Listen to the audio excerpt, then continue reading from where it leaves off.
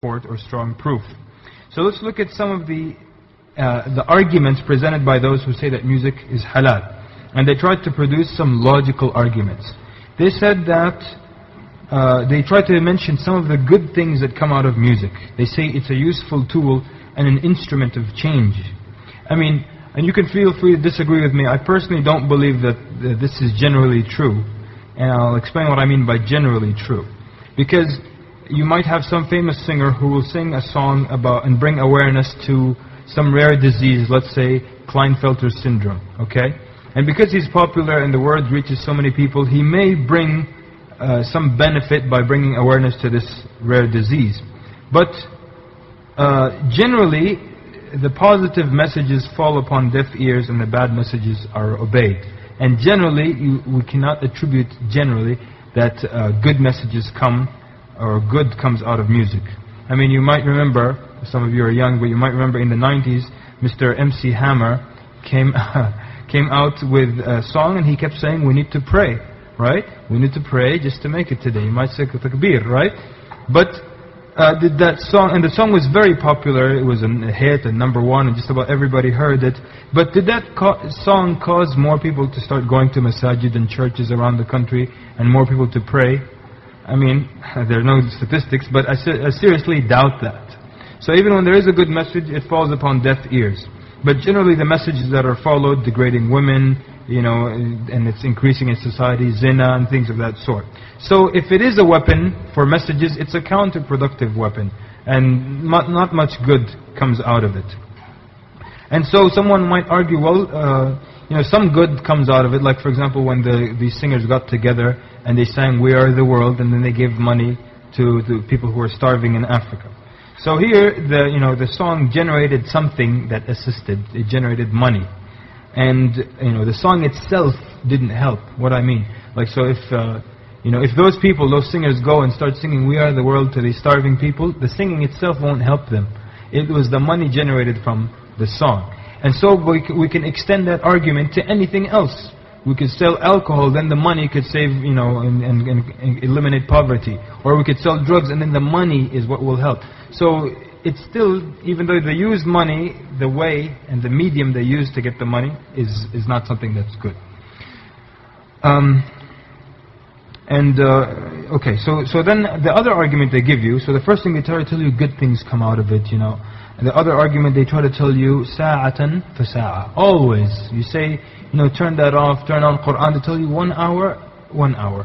So what does that mean? It's based on the hadith where Hamdallah radiallahu anhu complained to the Prophet ﷺ that the iman decreases slightly when they go home and they sit with children, they talk about the dunya, things of that sort. So the Prophet ﷺ tells him, sa'a, an hour for like that for the heart, and then an hour like that. So but Hamdallah radiallahu anhu, the other hour was not engaging in haram. So you can't say, I do haram, but sa'a of haram and then 1 hour of doing good for the sake of Allah. So you can't use it, a hadith where just, something innocent is being done, iman decreases during that, to say, well, that means you can do haram just 1 hour here and 1 hour there. And it just wouldn't make sense to anyone that, 1 hour of Quran, 1 hour of Madonna. And that was not the comparison anyways. So let me, then another argument is that they tell you, these are the people who support music and they say it's halal. They tell you, and I want you to listen to this carefully, that people have a natural inclination to music and to liking music. It is something that's natural.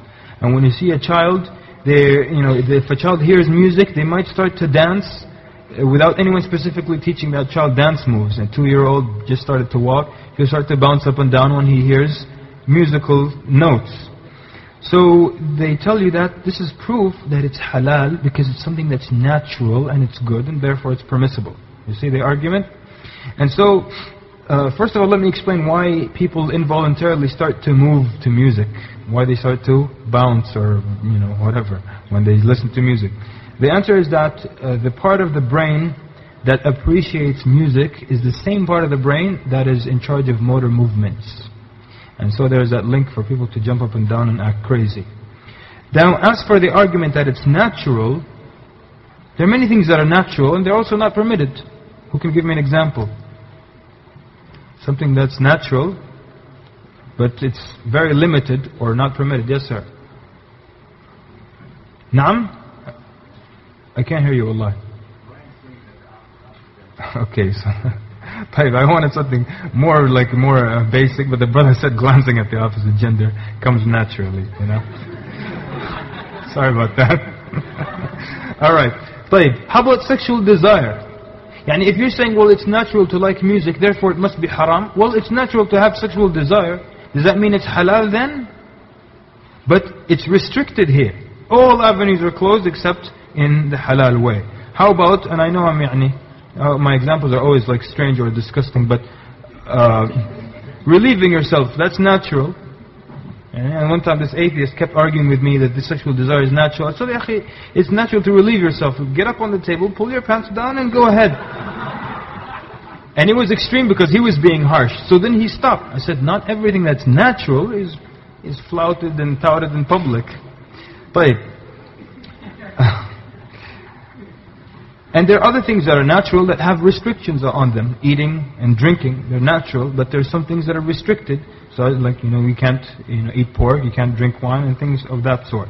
So to argue that it's something that's natural is not a valid argument. To say, well, 1 hour like this, 1 hour like that, the comparison is incorrect.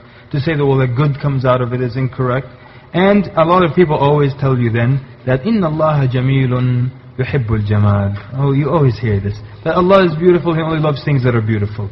And so, I remember I overheard when I first came to the US, someone in the masjid, and he was saying, someone asked him, is music halal? And the uncle just said, Allah loves things that are beautiful. So if it's good music, then it's good, And if it's bad, then it's haram. So,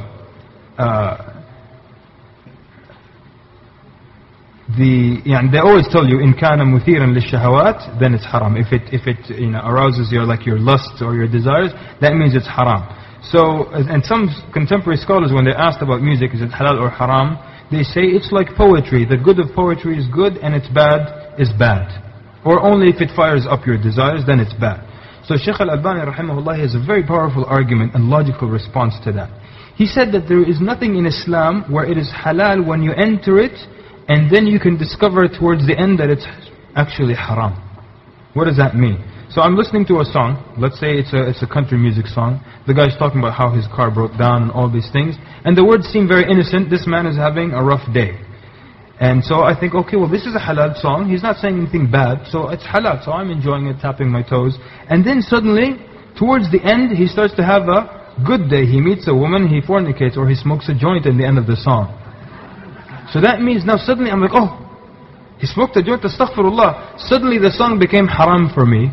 But it was haram since the beginning, but I didn't know. So I was allowed to go into something that was haram, and I only discovered it at the end. Is there anything like this in Islam? Is there any type of meal that you can think of where it's halal for you to eat it, and at the end you might discover that it's haram and just leave it? So, you know why? Because the Prophet ﷺ said, Al-halalu bayyin wal-haramu bayyin. The halal is clear, and the haram is clear. There's nothing where you delve into something and then a year later you're like, oh, that was haram? Oh, no such thing. Allah makes it clear so you don't fall into it and then you discover that it's haram. So, and sometimes people will tell you, this song has beautiful words. Allah, I remember I was invited to someone's house for lunch, and they're in control, it's their remote control. So, all of them suddenly start to act like something incredible is coming on. It was some old geezer, some Arab singer, and he was going to sing this Arab song. And they just kept giving me the intro, because they see, my beard is above 1 inch, so they're okay, this guy, maybe he doesn't appreciate this stuff. So they kept trying to tell me, this is good guy. This guy, his words are beautiful. His words are beautiful. And the guy was so ridiculous. All he started saying, he kept just repeating, in my heart is an old scar. In my heart, ya salam. This is beautiful. I can write something better than that if you like. So they just kept saying the words are beautiful. And I just looked at them. If you are really people who are infatuated with beautiful words, what is the Quran doing on your shelf? And if you're someone who's totally in love with beautiful words, you would really love the Quran. You wouldn't be saying, oh, this guy has an old scar. Yeah, inshallah you have an old scar on your face. I don't care. What is this? Others then, they say, as long as it's not too much, and it doesn't get out of hand. How on earth do I gauge that? Do you have any kind of time frame or formula that I can use to gauge myself when music starts to get out of hand? And how will I know when it gets out of hand? And during the day I listen to 10 hours of music. When I get to the 11th hour I start shivering, or something happens to me. So give me something realistic here. Or it's halal for me in the early part of the day, but then in the end it's haram. So at night your friends turn on some music. No, it's haram. I've already listened to 8 hours. Please. It doesn't make any sense. طيب. And I remember one of the first articles I read, many years ago about music, described how an imam in the masjid, in the Jum'ah khutbah, he got up and he began to mention this famous, I don't want to give away the country, but her name was Kulthum. Okay, that was a joke, so you know where she's from. And he started to talk about these people being, crazed with her songs.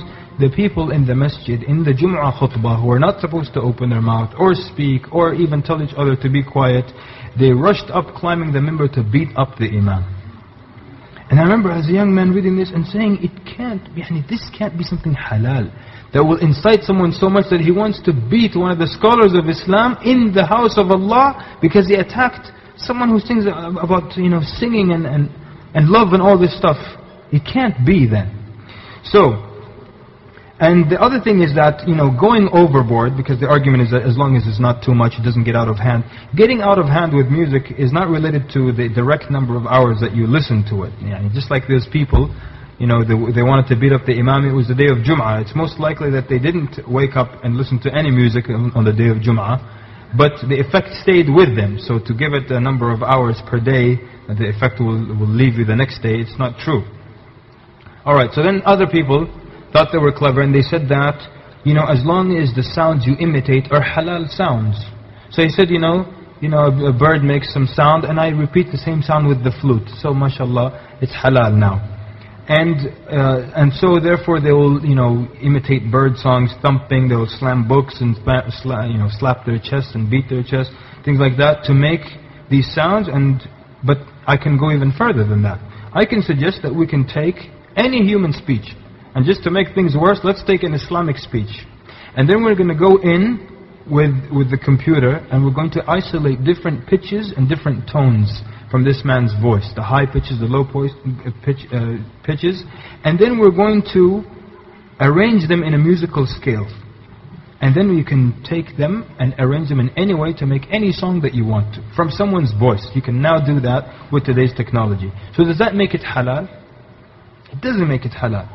So the scholars say imitating the sounds of instruments is not permissible either. So say, okay, well we don't have any musical instruments, but alhamdulillah we have Brother Hassan, he's a big guy, he sounds just like a tuba. And we have brother, he's so soft, he sounds like the piano. And then everybody starts making sounds and then I sing over it, and that is halal. We're imitating the sounds of instruments, and their sounds are forbidden. Perhaps you may know this song called Don't Worry, Be Happy. Those of you who are familiar with that song will probably know that there's not a single musical instrument in that song. How many people did not know that?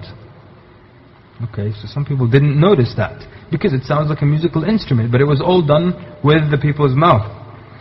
And then of course generally any wind or meaning instrument that you blow into, any string and any percussion instrument is haram, and any combination of that, like the piano, you strike but then there's a string that is struck, or anything that imitates or replaces those sounds.